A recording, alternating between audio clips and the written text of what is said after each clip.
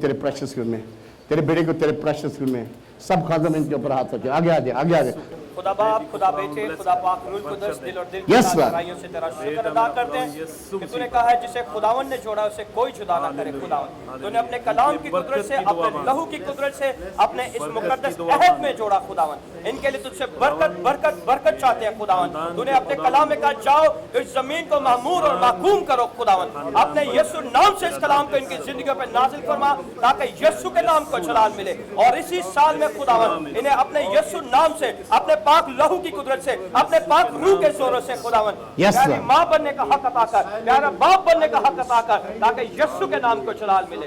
यीशु मसीह नासरी के नाम से मांगते हैं। यस लॉर्ड, इनकी जिंदगियां फलदार, इनकी जिंदगियां तेरी पाक मर्जी के मुताबिक तूने इन्हें जोड़ा, कभी कोई इंसान जुदा ना करे और तेरा प्यार इनके बीच में से नजर आए, तेरी महक इनकी जिंदगी में से आए, तेरी मिठास इनकी जिंदगी में आए। ये बाहर जाते भी मुबारक, अंदर आते भी मुबारक, इनका घर भर मुबारक हो और इनके जिंदगी में हर जगह तू इनके साथ होना, हर जगह में कामयाबी, फतहमंदी और तेरा प्यार इन दोनों के बीच में ओवरफ्लो। और ये तुझे नजदीक होकर जाने और ये तो नजदीक करेंगे। खुदा यीशु हमारे बीच में हमारे साथ है। यीशु के नाम से मांगते हैं, बख्श दे। आमीन आमीन।